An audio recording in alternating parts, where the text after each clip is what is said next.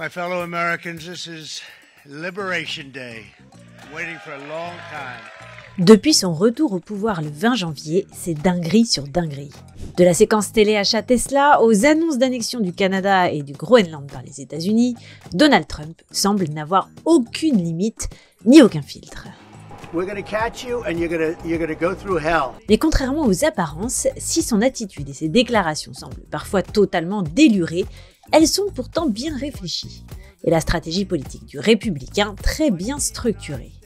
Il s'agit de contrôler le narratif, contrôler le récit. C'est une stratégie qui a été également mise au point, enfin en tout cas qui a été théorisée, on va dire, par Steve Bannon lors de son premier mandat, un conseiller de Donald Trump avec qui les relations étaient un peu compliquées, mais qui a été assez présent au début du premier mandat et qui avait cette stratégie qu'il appelait flood the zone with shit, c'est-à-dire d'inonder la zone, c'est-à-dire la zone médiatique de communication avec de la merde, c'est-à-dire avec tout et n'importe quoi justement. Et c'est souvent d'ailleurs quelque chose qui est fait avec des annonces chocs, bien évidemment, mais qui sont pas forcément les plus importantes. Et c'est ça le problème.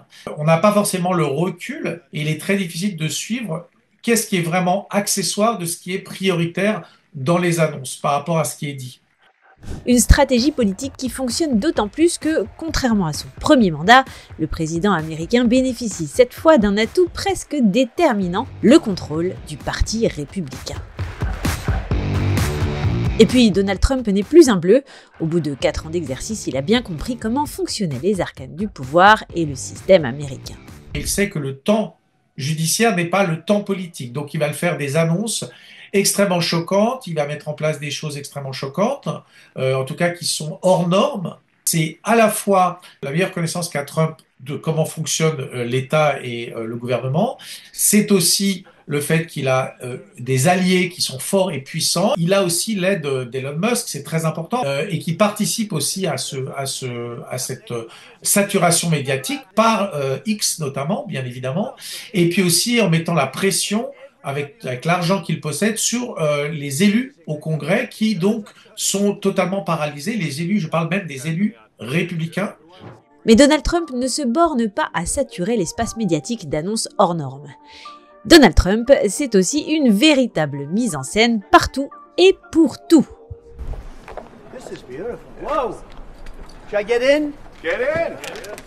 Faut pas oublier que Donald Trump, c'est un homme de télévision, hein. C'est vraiment un homme de spectacle. Il a très très bien su se mettre en scène.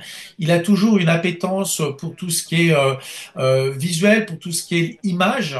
Il vend quand même une image, quand même, c'est du branding. Il vend un nom plus qu'une réalité nécessairement. Donc cette mise en scène, elle est très américaine, mais Donald Trump l'utilise particulièrement bien et il sait vraiment jouer là-dessus. Et il accompagne les mots par du visuel. Une stratégie visuelle très américaine qui s'inscrit dans une tradition datant de plusieurs décennies. Là où Reagan s'était déjà prêté à l'exercice, ou encore George Bush à la fin de la guerre en Irak. Mais là où Donald Trump se démarque de ses prédécesseurs, c'est aussi et surtout dans sa capacité à faire croire à son auditoire qu'il est proche de lui, malgré son bagage familial d'héritier milliardaire. Et ce, grâce à un langage familier, voire parfois franchement vulgaire, qui participe aussi à une impression d'amateurisme.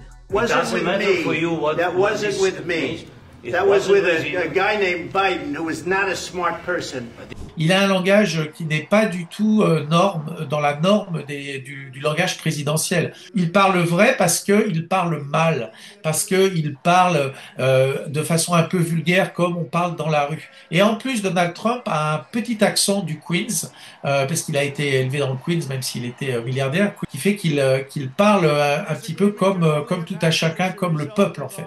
En tout cas, il donne cette impression. En seulement 3 mois de mandat, Donald Trump a donc réussi à saturer l'espace médiatique et politique de déclarations finalement bien loin d'être farfelues. Mais cette tactique est-elle tenable sur le long terme ? Ce qu'il arrive à faire, il arrive à le faire parce qu'il n'a personne en face. Là, on a eu 3 mois où l'opposition était très désorganisée, était très affaiblie. À partir du moment où la base commencera à bouger, il se peut qu'effectivement on voit certains élus dans le parti républicain commencer à être plus critiques et peut-être prendre des mesures et à jouer leur vrai rôle de contre-pouvoir. Parce qu'il y a des divisions à l'intérieur des républicains et même du cabinet de Donald Trump. Donc, il essaiera toujours de saturer le paysage médiatique, mais il y aura peut-être des contre-réactions. Il ne reste donc plus qu'à patienter et à attendre que les Américains et surtout les opposants, démocrates et républicains, reprennent du poil de la bête pour que la cacophonie trumpiste se fasse moins bruyante.